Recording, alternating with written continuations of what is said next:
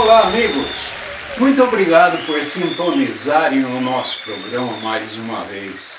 E vocês sintonizaram porque querem raciocinar comigo sobre ética, não é verdade?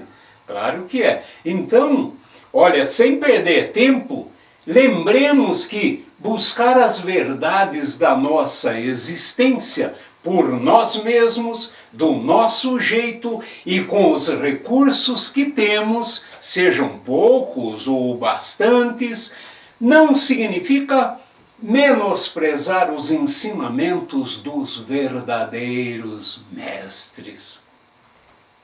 Os verdadeiros mestres, para nós, são aqueles que mostram coerência entre os meios práticos que usam com os fins que dizem perseguir. Meios práticos são atos, comportamentos e falas. Logo, ou então, nós não desprezamos os ensinamentos de Sócrates, Platão, Aristóteles e Jesus e outros, por exemplo, que viveram mostrando com seus atos que vida boa em sociedade só com verdade e justiça. Verdade e justiça, portanto, são os meios para se chegar a uma ética que proporcione uma vida boa. Lembrem, então, agora, que começamos a raciocinar sobre ética quando vimos a natureza sendo agredida, as cracolândias em expansão, os discursos e os atos de ódio, a corrupção, a criminalidade alta, etc, etc, etc. E embora ainda pudéssemos encontrar pessoas honestas e generosas, algumas, a grande maioria só fala da ética do bem realizando o mal na prática. Então, essa maioria, já viu, não é coerente com a verdade e nem com justiça, porque justiça sem verdade não é justiça, é claro. Então, por isso, essa maioria não pode gozar de uma vida boa que a ética pode dar. Daí, então, depois de ver essas coisas, nós perguntamos: para que serve essa ética de fazer o contrário daquilo que se fala? E a gente viu que a resposta foi: essa ética serve para esconder, com muito blá blá blá, ou discursos, a prática da mentira. Aí, para mostrar que sem ética, ou melhor, que sem verdade não há justiça, lembramos do advogado que atribuiu a assassinos a ética da profissão de bandido. Lembra disso? Lembra? Então, na época, nós perguntamos: há justiça e verdade na ética do bandido?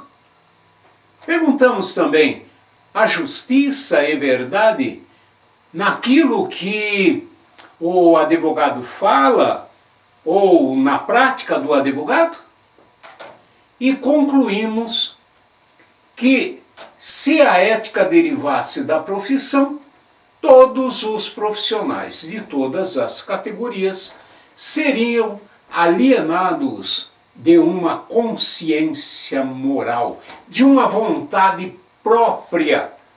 E, sendo assim, como robôs, seriam incapazes de querer a vida boa para si e o bem para a sociedade. Simples, né? É simples e é verdade, porque os robôs só obedecem ao comando daqueles que fizeram a sua programação, que os programaram. Então, o alienado da moral foi programado? Digamos que foi, como que eu posso dizer isso educadamente? Foi amestrado. Lembre que o bandido que cometeu o latrocínio disse ter ética da profissão.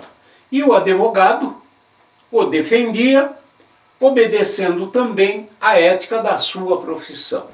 Logo, ambos dizem obedecer a uma ética da profissão, mostrando na prática evidente para todos nós que fazem mal para a sociedade.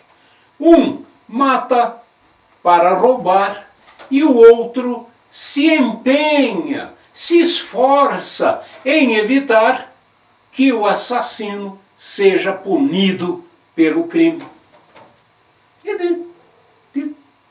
Então, essa contradição que existe entre a prática do mal e esse propalado fim ético do bem social mostra a mentira consciente ou a mentira alienada de vontade moral própria.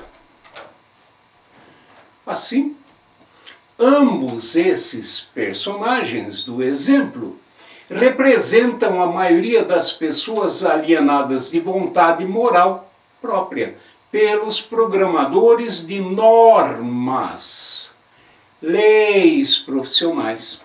O exemplo mostra que essas pessoas alienadas acreditam que possuem ética, mas vivem mentindo e produzindo os pesadelos que mais temem, o de serem assassinadas, roubadas, estupradas, traídas, abandonadas na doença e na velhice, até pelos próprios parentes e filhos. Esses alienados da ética certamente ignoram que nenhuma sociedade teria se formado ou existido se no passado os seus membros não defendessem com firmeza e na prática os costumes morais que a sociedade já possuíam, antes mesmo de surgirem as normas da profissão ou as leis do direito. Nas sociedades que antecederam a civilização, por exemplo, já haviam tradições de punir com a morte aos assassinos. Se aplicava então o princípio da vingança, da vendetta, e o agressor do social, em geral, era punido na medida do grau do sofrimento ou do dano que causou a outro. Esse costume ficou conhecido como a lei do talião, a lei do dente por dente, do olho por olho, etc. E antes mesmo de aparecer no Velho Testamento da Bíblia, já havia aparecido no primeiro Código de Leis da Humanidade, aí por volta dos séculos 18 e 17 a.C., com Hammurabi, o imperador da Babilônia. Sendo assim, logo nós percebemos que a maioria da população foi alienada do valor moral por obedecer a um amestramento feito por autoridades que usaram como meios para alienar as normas da profissão e até mesmo do direito. Depois que foram privados da consciência moral própria, os indivíduos não percebem que muitas leis são criadas por legisladores corruptos que visam apenas o benefício deles próprios. E aí, então, cegamente submissos, aceitam o agravamento da má qualidade de vida, apesar do aumento no número de leis. É uma proporcionalidade até. Aumenta o número de leis e aumenta o número da criminalidade. Gozado, não é? O filósofo irlandês Edmund Burke, no século XVIII, percebeu que as mentiras do materialismo ideológico burguês começaram a destruir a moral cristã no Ocidente. E avisou então, olha, para que o mal triunfe, basta que os bons não façam nada. E de fato, né, as condutas adequadas para o sucesso financeiro, sucesso do materialismo prático e utilitário do capitalismo, foram oficialmente requisitadas para a afirmação da ideologia econômica e política, que no final levou o Estado a se tornar laico. Hoje, nós já podemos constatar que nenhuma outra orientação moral substituiu a cristã, e por isso houve aumento não só de pessoas, ou melhor, aumento de pessoas não só criminosas, como também mal educadas e grosseiras, desrespeitosas das leis de trânsito, do silêncio noturno, dos níveis de poluição sonora e ambiental, de inadimplentes por falta de vergonha, etc. Pessoas assim causam mal à sociedade e, muitas vezes impunemente, porque as autoridades pagas para reprimir atos ilegais foram educadas ou amestradas do mesmo modo e nas mesmas disciplinas, na prática, sendo geralmente omissas e coniventes com as agressões à ética do bem. O bandido que mata, rouba e estupra, quando é preso por mal pagos e heróicos policiais, são soltos por advogados e juízes que devem fazer o que a profissão e a lei mandam. Assim, destituídos de vontade moral própria de fazer triunfar o bem social, agem em favor do mal. Nós já previmos em programa anterior que com essa ética mentirosa, logo as autoridades iriam legalizar a profissão de bandido. Para ver isso acontecendo, bastou observar como deixam as atividades criminosas rolarem, principalmente a dos colarinhos brancos. Rolam à vontade. Foi só observar que pagam benefícios previdenciários para bandido preso, alegando que antes da prisão ele contribuía para a Previdência, com dinheiro ganho honestamente. A prisão dele, então, vejam, é passada para os tontos e reais contribuintes, que somos nós, como acidentes de trabalho. É a única explicação cabível para o pagamento de benefícios durante o tempo da prisão. Mas nós, se no gozo de boa saúde paramos de trabalhar e de contribuir, perdemos direitos. Esse fato mostra que, na prática, essa justiça previdenciária é mentirosa. Se fosse verdadeira, seria igual para todos, né? Teria equidade, não é verdade? Então, nós, gozando de boa saúde, receberíamos para ficar em casa, dormindo, assistindo a TV, de vez em quando jogando futebolzinho, divertindo, contando piada, ouvindo piada e comendo ainda por cima às custas do Estado. Ou então a justiça poderia nos igualar fazendo com que o preso, durante o tempo da pena, deixasse de trabalhar, também deixaria de contribuir e perderia direitos. Igualzinho a nós. Não é legal? Não está certo? Na época nós observamos também a prostituição que desde o início da humanidade acontecia na informalidade e agora foi oficializada como profissão.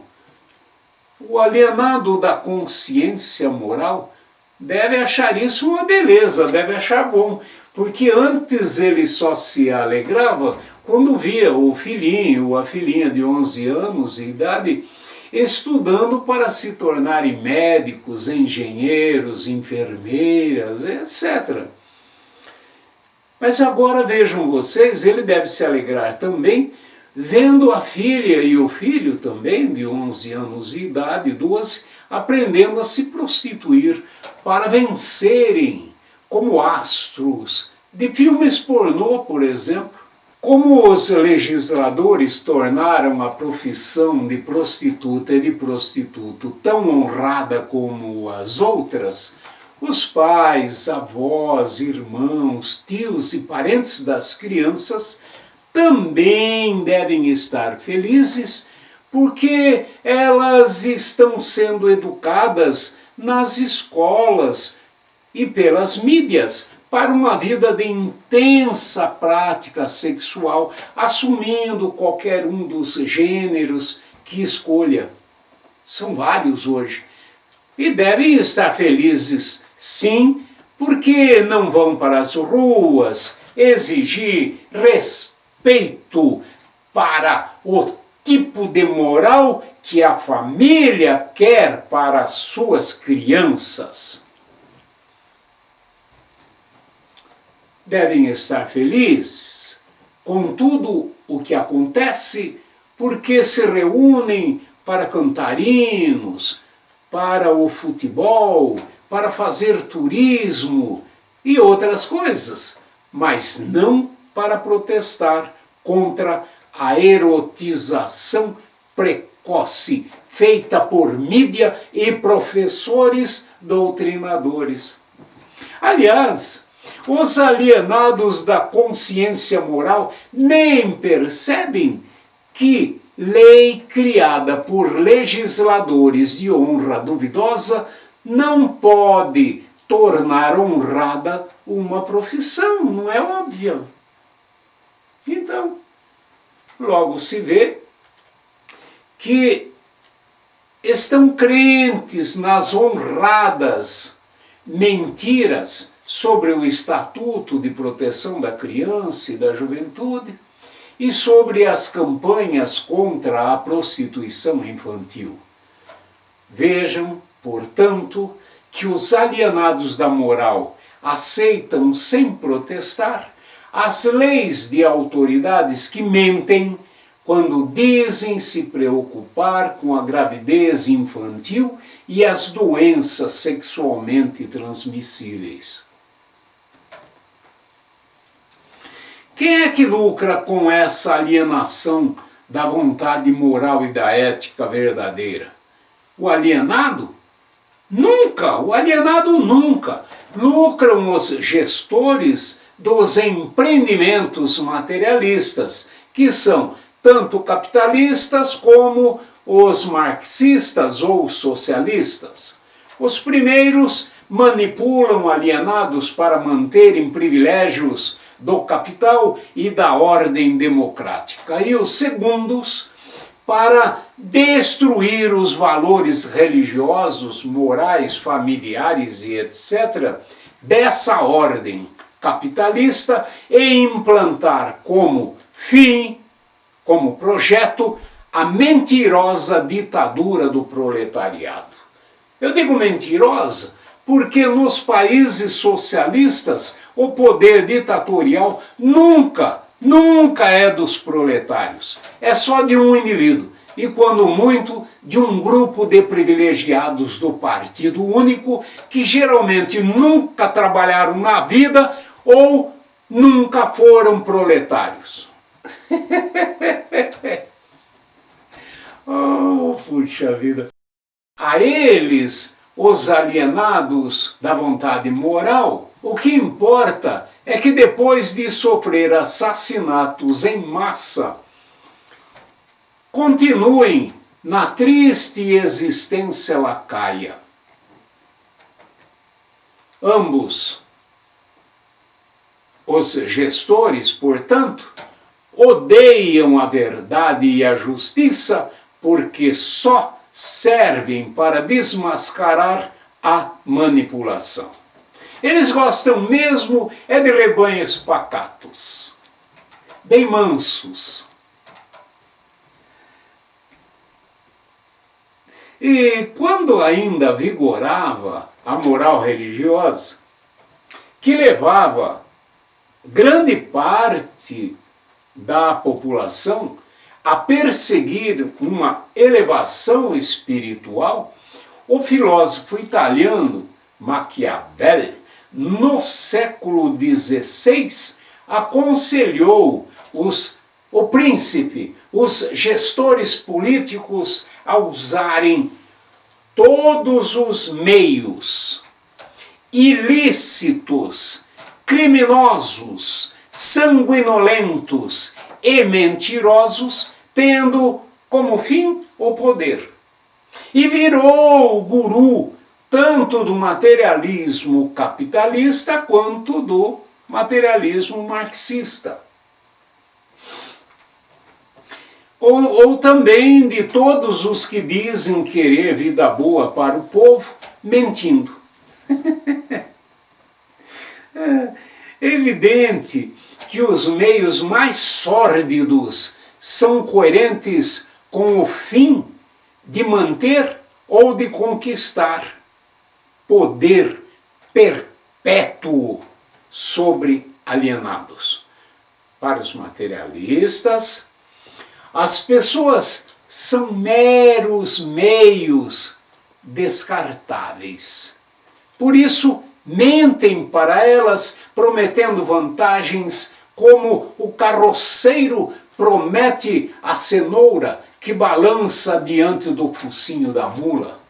O pior é que, na prática, eles mantêm a maioria numa servidão que é voluntária, de modo que essa maioria ajuda a educar a sua prole para servir aos gestores com a mesma submissão da mula. Calma. Calma aí, viu? Não se revolte contra mim. Se quiser se revoltar também, que não posso fazer nada.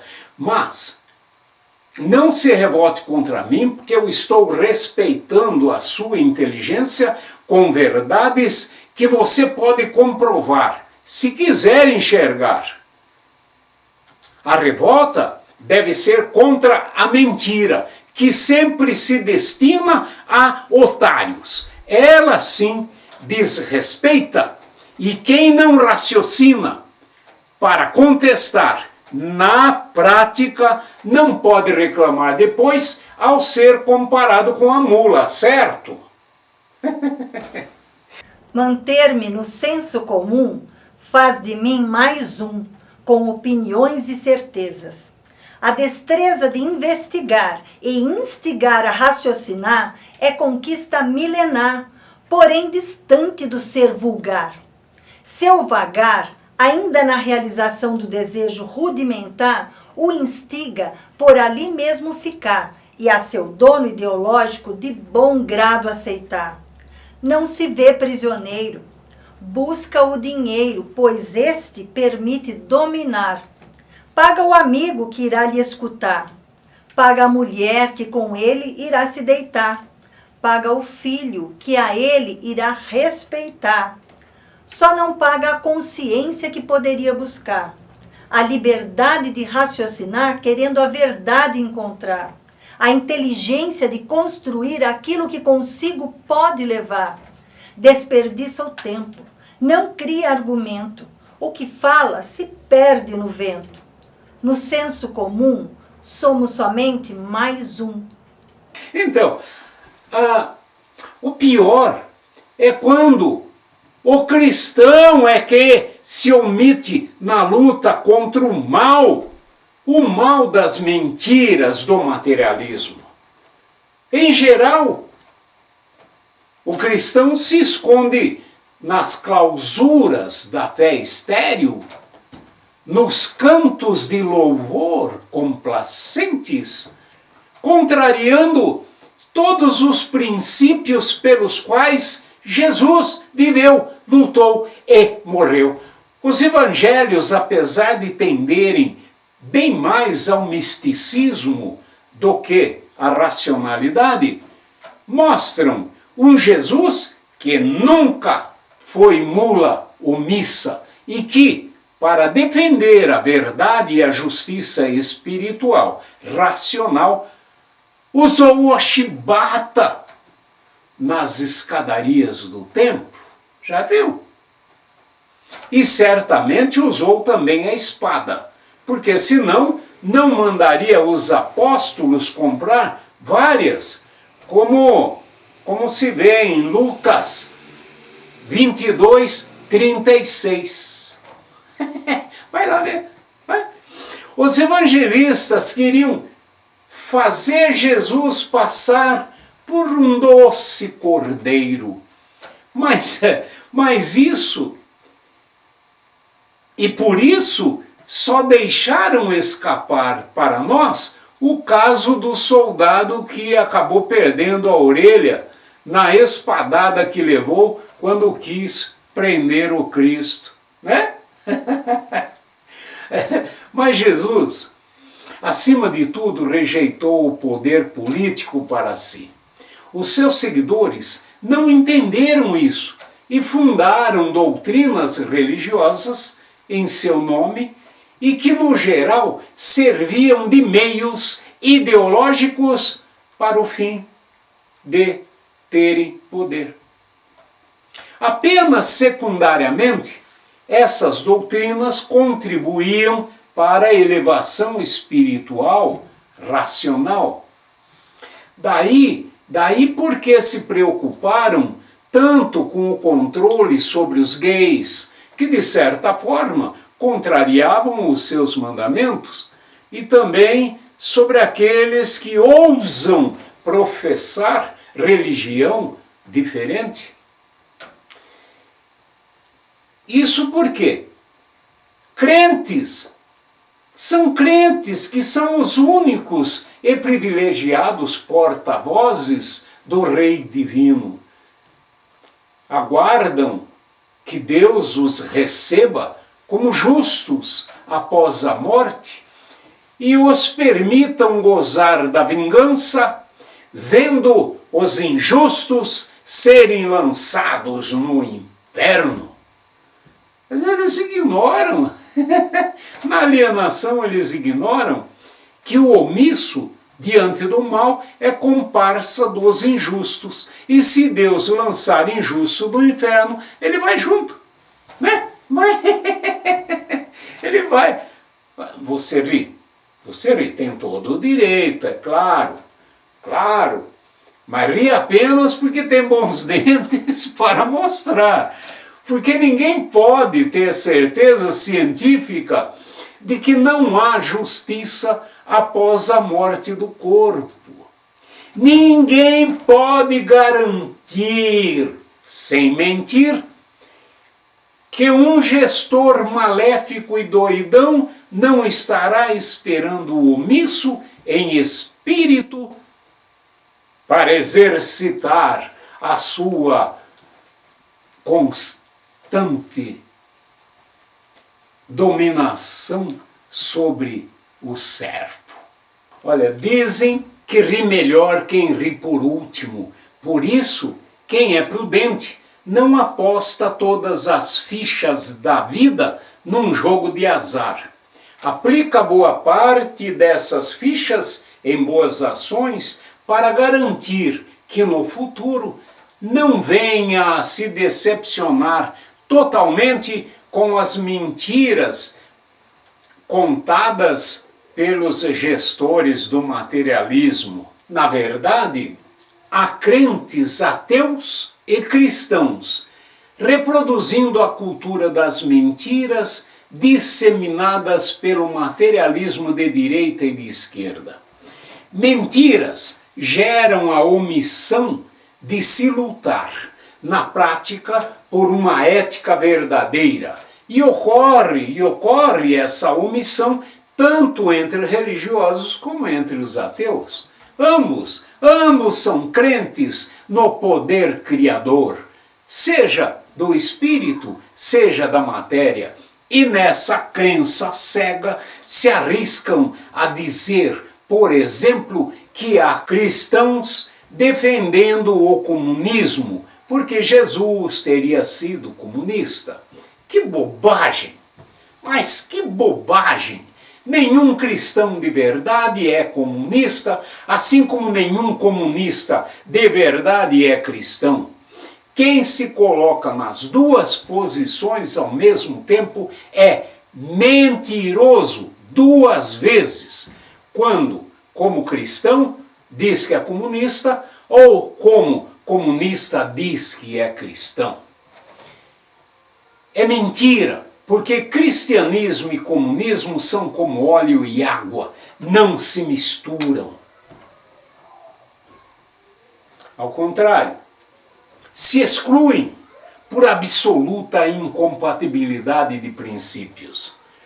Só mesmo quem é desprovido de razão e é mentiroso não vê que a proposta de Jesus exposta nos evangelhos visa despertar a consciência moral dos indivíduos para que amem e sejam tolerantes com os semelhantes, porque odiar é apropriado à besta, ao espírito bestial da besta, da mula, do animal, enfim. Já os gestores do socialismo ou do marxismo, de olho na sangrenta rebelião que lhes dá o poder político, manipulam a massa proletária para odiar aqueles que são acusados de serem de outra classe social. Para incentivarem o conflito, a rebelião, prometem a distribuição igualitária das riquezas para todos. Ora, enquanto a caridade é um apelo cristão aos que gozam do livre-arbítrio e, portanto, da vontade moral, para que prestem, se quiserem, solidariedade aos que sofrem, a promessa de distribuição igualitária das riquezas no marxismo é obrigatório para uns e a cenoura que é prometida para mulas que evidentemente não são livres. E se não fossem mesmo como mulas, veriam que a história mostra essa promessa nunca cumprida, porque os gestores que se autoproclamam líderes revolucionários não repartem os bens nem os privilégios igualmente com ninguém. Sendo assim, a liberdade só premia a quem não se submete e, na prática de uma ética de verdade e de justiça, luta contra qualquer dominação. Só com a verdade é possível o gozo da confiança recíproca entre pessoas, do amor, de amigos, de parentes e até de outros cidadãos. Quando o valor é medido por dinheiro, o que se mede é o torpor da ignorância, que impede de se perceber por inteiro. Valor é um juízo e não uma quantia que paga, que compra, que estraga a relação, pois encontra quem corrompa. O valor não é o corruptor. Se o detentor do conhecimento está atento ao jogo manipulador. O corrompido tem um preço. Seu valor é material, do vil metal, da cara de pau, de ser um banido moral para se chafurdar na riqueza do mal. Assim, o valor que rege uma relação social tem uma interferência cultural. Prevalece a benesse de quem paga mais, em oposição a quem distingue entre o bem e o ideal. Ressaltemos que a abordagem psicológica e metafísica do cristianismo é dirigida ao ser inteligente que, por princípio, se supõe feito à semelhança do Criador. Ou seja, sob o ponto de vista espiritualista, a sociedade não é formada de classes, e sim de homens.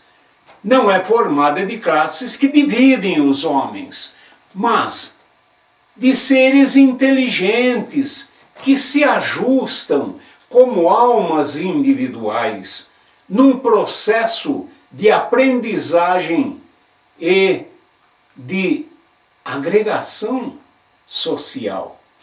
E a essas almas, o Jesus dos Evangelhos se dirigiu pregando o aperfeiçoamento da vontade moral para a melhora do social. Já vejam a diferença. A abordagem da dialética materialista considera os indivíduos irrelevantes e de almas inexistentes. Relevante é só a luta de classes para a história. Sendo essa dialética materialista, é diametralmente oposta à metafísica cristã. Os marxistas consideram a religião não como uma tentativa humana de resgatar a sua comunhão com Deus, mas sim como ópio do povo. Isto significa que o homem é sem alma e apenas um produto do meio alterado pelas mãos que trabalham. Portanto, esse homem, é manipulado pelo modo de produção capitalista. Aí é fácil pensar o seguinte: então, se o homem tem que ser manipulado, melhor que seja pela gestão do Estado socialista, certo? Manipulado por manipulado mesmo. Então, ainda, vejam, ao instigar a luta sangrenta entre os homens, no Evangelho do Manifesto Comunista, podemos ver que Marx demonstrou total desprezo à ética do bem e ao sofrimento e dor dos outros. Por isso, com sadia cautela, é bom não crer que a tática violenta e sangrenta foi abolida da conquista do poder pelo marxismo, por ter sido substituída pela estratégica doutrinação silenciosa e cultural do Antônio Gramsci. Seria crer em mais uma balela, em mais uma mentira, porque o domínio totalitarista nunca dispensa a divisão pelo ódio, a divisão de pessoas pelo ódio e o uso da força bruta. Sendo assim, sabendo que a disputa por um mínimo de poder desperta inveja, ódio e traições, o contrário dos fins pretendidos por Jesus, ele mostrou a firme defesa da sua missão moral por toda parte onde andou. Sendo assim, de novo, ninguém pode se dizer cristão e comunista sem mentir, de propósito ou por ignorância. De qualquer modo, pode mentir, porque a mentira é meio para enganar otários ou para se fazer um jogo covarde e pusilânime, na tentativa de garantir vantagens servindo a dois senhores ao mesmo tempo, a Deus e ao diabo, entidades que simbolicamente representam os princípios do bem e do mal. Finalizando, você não precisa crer em mim, nos evangelhos ou em Jesus para entender que aqui, apenas raciocinamos sobre ética. E se você raciocinar também, verá na contradição a falsidade, a mentira que causa mal ao social. De modo que a luta pela verdade se impõe para recompor a justiça que a ordem racional exige. Logo, cristão que se diz comunista existe, mas é apenas um grande mentiroso. A evolução dos seres que habitam este planeta se dá pela engrenagem automática, que fornece à natureza elementos racionais para que isso aconteça. Não estamos aptos para entender muitos dos mistérios divinos que nos impulsionam ao caminho natural da luz e evolução. Como toda engrenagem, há momentos em que algumas peças emperram ou quebram. Mas o próprio ambiente sintônico, preparado pela atração e repulsão dos corpos, consegue impor uma resposta que conduza a novos ajustes, fazendo com que a engrenagem volte a funcionar. Nós, homens, conscientes e de boa vontade, devemos ajudar a Mãe Natureza para que o trabalho seja menos penoso e que a força da razão e do amor consiga fazer com que a engrenagem enrosque menos. Assim, todos terão a oportunidade de evoluir e aprender que lá na frente o espírito evoluído estará pronto para seu salto quântico e seguir sua nova jornada evolutiva. Mais para frente estaremos discutindo com um pouco mais devagar sobre a lógica metafísica e a dialética materialista. Por ora, estamos encerrando por aqui.